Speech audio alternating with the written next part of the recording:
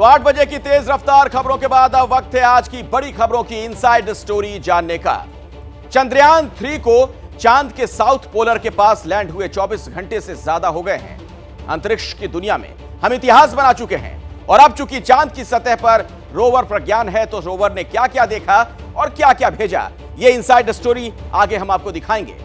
भारत के moon mission की कामयाबी पर पाकिस्तान में कैसी चर्चा हो रही है और वहां लोग अपने मुल्क के आकाओं को क्यों कोस रहे हैं, यह दिलचस्प रिपोर्ट आगे आपको जरूर देखनी चाहिए। लेकिन सबसे पहले बात उस चंद्रयान 3 के रोवर प्रज्ञान की जो चांद की खुरदुरी सतह पर चहलकदमी कर रहा है, वहां की जानकारी जुटा रहा है और सीधे इसरो को भेज रहा है। तो आप भी मून लैंड की इस मुंह दिखाई की पूरी रिपोर्ट देखिए।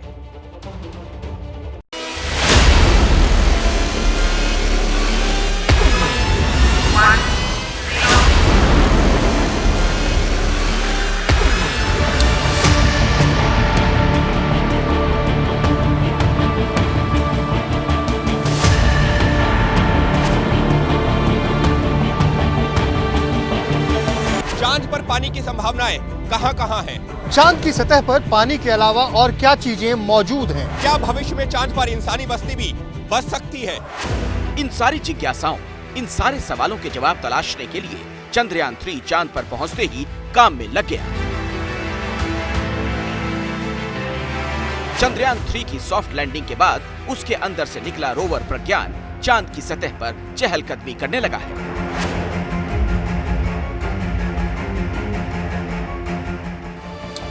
इसरो के सूत्र बता रहे हैं, प्रज्ञान रोवर चांद की सतह पर देश के राष्ट्रीय चिन्ह, अशोक स्तंभ और इसरो के आधिकारिक लोगों की छाप छोड़ता जा रहा है।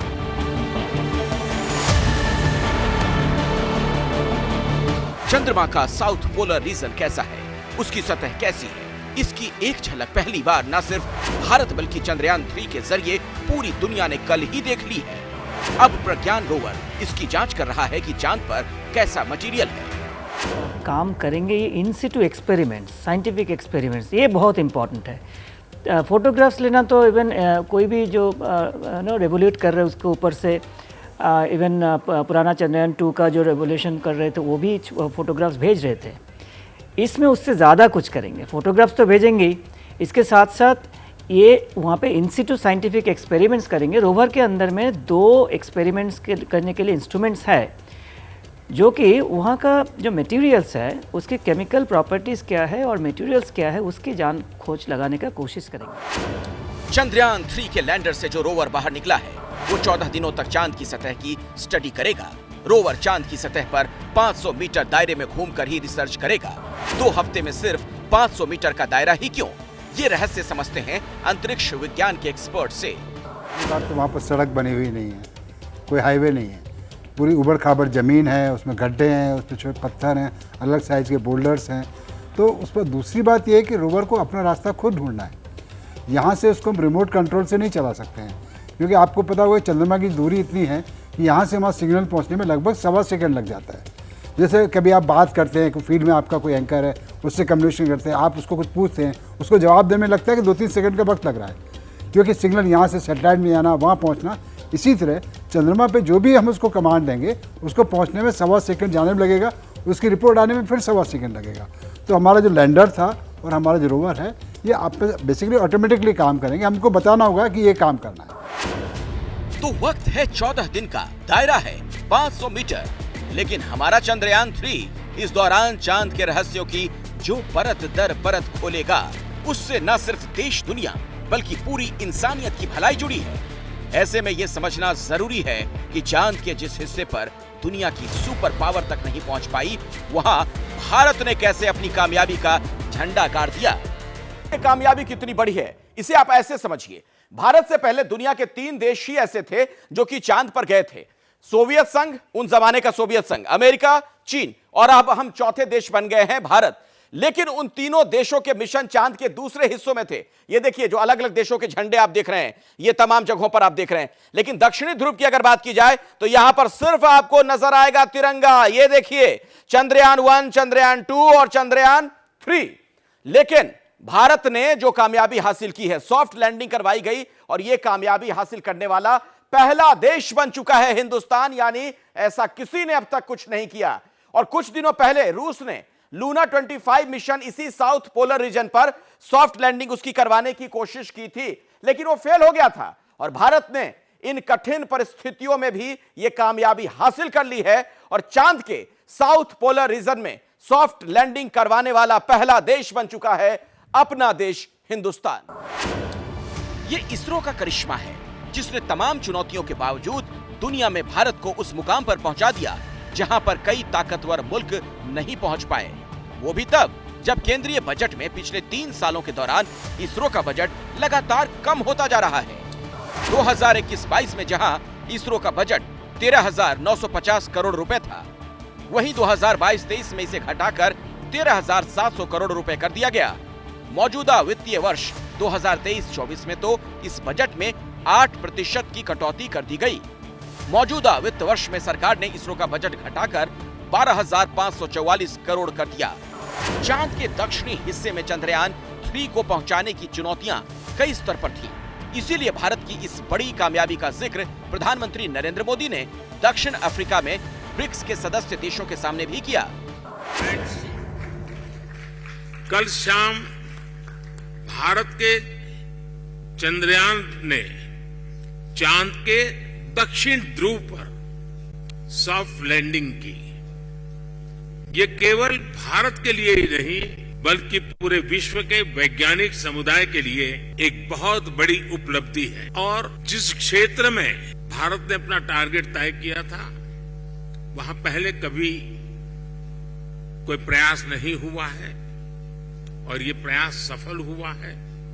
तो बड़ा डिफिकल्ट टेरेन के ऊपर विज्ञान हमें पहुंचा पाया है।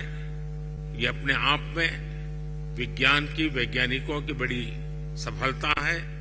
चांद के साउथ पोलर रीजन पर भारत का झंडा गाड़कर इसरो अब अपने अगले मिशन पर जुट गया है। इसरो की नजर अब सूर्य पर है। जी हाँ, चांद पर फतेह हासिल करने के बाद अब इसरो सूरज को चैलेंज करने वाला है। इसरो ने अगले मिशन आदित्य L1 की तैयारियां तेज कर दी हैं। मिशन आदित्य L1 में सूरज की स्टडी की जाएगी। मिशन आदित्य L1 अगले महीने यानी सितंबर 2023 में लॉन्च किए जाने की संभावना है। सूर्य का अध्ययन करने वाला ये पहला भारतीय मिशन होगा। Aditya is a mission to Sun. It is getting ready and it is just ready for launch. First week of September it will be launched, and after that it will be launched. It will travel for many days to reach the L1 point. फिलहाल तो देश चंद्रयान 3 की कामयाबी के जश्न में डूबा है। हर कोई इसरो के इस कमाल पर गदगद है। कर्नाटक के मुख्यमंत्री सिद्धारमैया तो इसरो वैज्ञानिकों से मिलने और उन्हें सम्मानित करने इसरो हेडक्वार्टर ही पहुंच गए। ऐसी खबरें हैं कि प्रधानमंत्री नरेंद्र मोदी भी वतन वापसी के बाद 26 अगस्त को वैज्ञानिकों से मिलने श्रीहरिकोटा जा सकते हैं। और जब यह इतिहास रचा जा रहा तो उस ऐतिहासिक लम्हे की तस्वीरें भी सामने आ गई हैं। इसरो की तरफ से जो तस्वीर जारी की गई आप देख सकते हैं इस वक्त एबीपी न्यूज पर। ये देखिए, जब लैंडर वहां टच डाउन कर रहा था, चांद की सतह के बिल्कुल करीब था। आप देख सकते हैं चांद की सतह पर किस तरीके की हलचल नजर आ रही है। यानी ये वो लम्हा, ये वो वक्त, ऐतिहासिक पल जिसका हर हिंदुस्तानी को इंतजार था। 140 करोड़ भारतीय इस पल का इंतजार कर रहे थे और उसी पल की, उसी लम्हे की ये तस्वीरें इस वक्त आप देख रहे हैं। जब लैंडर वहां पर टच डाउन करने वाला था उस दौरान की तस्वीर है। दरअसल चांद के साउथ पोलर रीजन पर सॉफ्ट लैंडिंग कराने वाला भारत दुनिया का पहला देश है। भारत की इस कामयाबी से पड़ोसी मुल्क पाकिस्तान में भी हलचल है। जो तरक्की पसंद पाकिस्तानी हैं, वो भारत की कामयाबी पर बधाई दे रहे हैं, लेकिन साथ ही अपने हुक्मरानों को कोस भी रहे हैं और उन पर जमकर ताने भी कस रहे हैं। शायद अब पाकिस्तान को यह एहसास हो चला है कि सिर्फ गोले बारूद और बम की फैक्ट्री से विकास नहीं होता, बल्कि वैज्ञानिक सोच ही तरक्की का आधार है।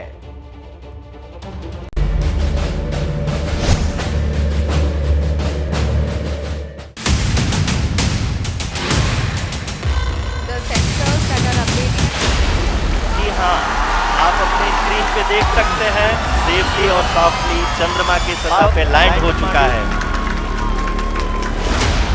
वो तो पैसे लगा के जा रहे हैं ना, हम तो ऑलरेडी चांद पे रह रहे हैं, आपको नहीं पता। चांद पे पानी है, हाँ तो इधर भी नहीं है, वहाँ पे गैस है, इधर भी नहीं है, वहाँ पे बिजली है नहीं। ये अभी देखे लाइट नहीं है इधर भी। इंडिया चाहे चांद पे हमसे पहले पहुंच जाए, ठीक है। चाहे दुनिया का नंबर 1 सुपर कंट्री बन जाए, जन्नत में हम ही जाएंगे। भाई इसमें क्या कमाल है? अच्छा, आप देखेंगे वाघा बॉर्डर पे हमारी लात उनसे ऊंची उठती है। वो उनको बिल गेट्स आए, ठीक है, वो पाकिस्तान- आईटी पार्क में कहते वो कंप्यूटर वाले झूले होंगे, ऐसी तो ये कौम है। अगर हम गुलामी में रहते ना, गोरे हमारे ऊपर होते तो वो बेहतर था। इंडिया की वजह से अब दुनिया को पाकिस्तान की नजर आ जाए।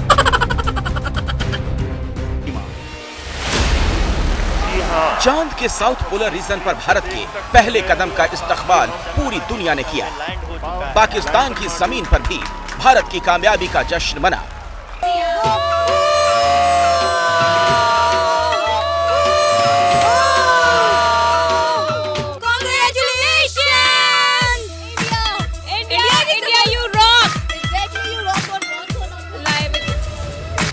दुनिया को राह दिखाने वाली भारत की इस कामयाबी ने फिर पाकिस्तानियों को अपने हालात पर सोचने को मजबूर कर दिया।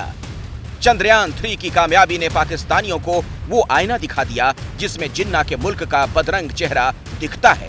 और ये तस्वीर देखते ही जिन्ना लैंड की आवाम कैसे रिएक्ट करती है, जरा देखिए तो।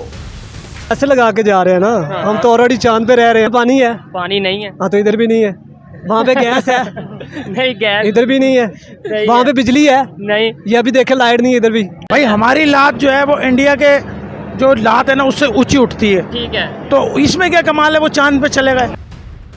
जहालत के दलदल और गरीबी के समंदर में एक दिन में नहीं डूबा जिन्ना का सपना।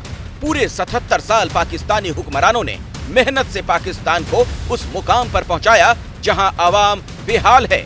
अपनी बात कहते कहते आंखों में आंसू हैं और जुबान पर बद्दुआ।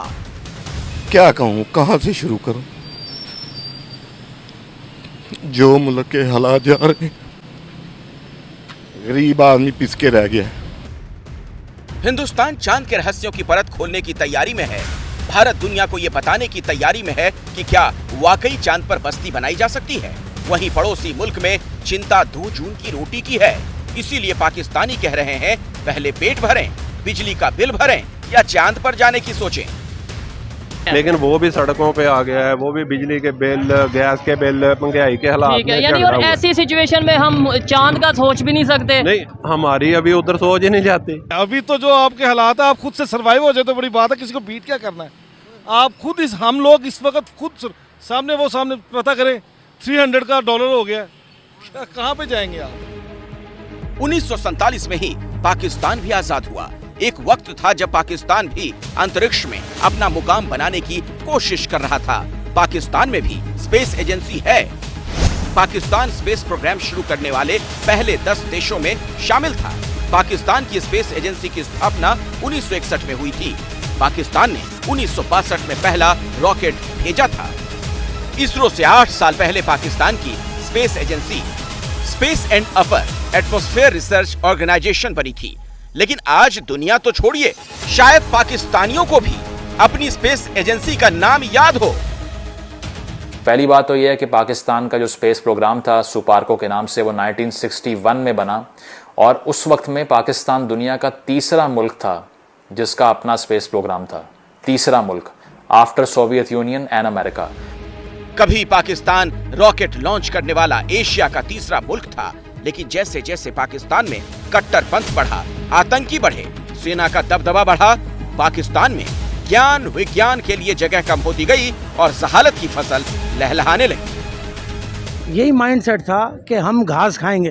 घास ही खा रहे हैं ना यार, अभी घास खाने वाली नौबत ही आ गई है। पीने का पानी फिल्टर पे जाके लाइन में लग के मुझे भरना पड़ता है। इस गवर्नमेंट से अगर हम गुलामी में रहते ना, गोरे हमारे ऊपर होते तो वो बेहतर था। एटलीस्ट हमें ये भूखा तो ना मरना पड़ता। मैं इसको आज़ादी नहीं समझता मेरी जान। अच्छा। ये कोई आज़ादी नहीं है। 2011 में पाकिस्तान ने चीन की मदद से सैटेलाइट लॉन्च किया था और आखिरी बार 2018 में पाकिस्तान ने चीन की मदद से अंतरिक्ष में सैटेलाइट भेजा था। लेकिन उसके बाद पाकिस्तान का अंतरिक्ष प्रोग्राम जैसे गुम हो गया। 60s के बाद 70s के बाद बिल्कुल गायब होना शुरू हो गया।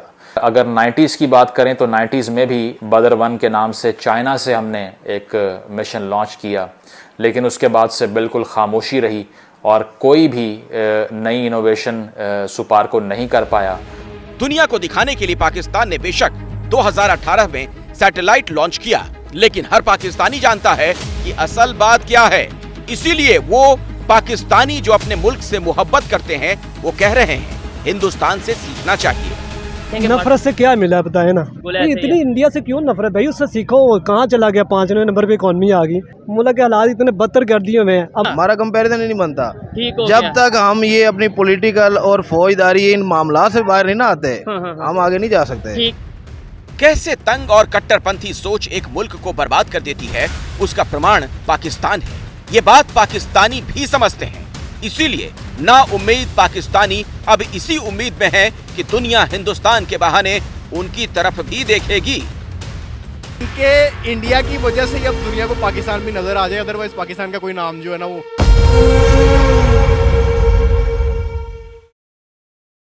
जैसे ही घड़ी का काटा दोपहर 2:30 पे आए, बबीता जी का दिल सास बहू साजिश के लिए मचल जाए। और ये है इनकी बहू, पूरे दिन ऑफिस की टेंशन हो जाए गॉन जब ये करें अपना फेवरेट शो फ्री टाइम पे ऑन। इनकी तरह आप भी देखिए अपना फेवरेट शो अपने टाइम पर और डाउनलोड कीजिए एबीपी लाइव ऐप अपने स्मार्ट टीवी पर।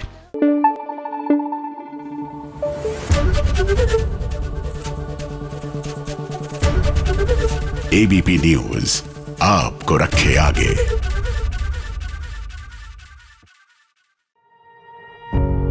पत्रकारिता कोई इमोशन नहीं है, ना अपना कोई ज्ञान देना है और ना कोई विचार थोपना है। पत्रकारिता क्या है? पत्रकारिता का मतलब है सही जानकारी इकट्ठा करना और तथ्य बताना। पत्रकारिता आज जितने महत्वपूर्ण दौर में है, शायद पहले नहीं थी। इस दौर से निकलने के लिए सिर्फ सच दिखाने की जरूरत है, वो सच जो आपके हित को आगे रखे। इसलिए अब रात 9 बजे प्राइम टाइम नहीं होगा, ये आपका टाइम है। जगविंदर पटियाल के साथ देखिए पब्लिक इंटरेस्ट सोमवार से शुक्रवार रात 9 बजे सिर्फ एबीपी न्यूज पर। एबीपी न्यूज आपको रखे आगे।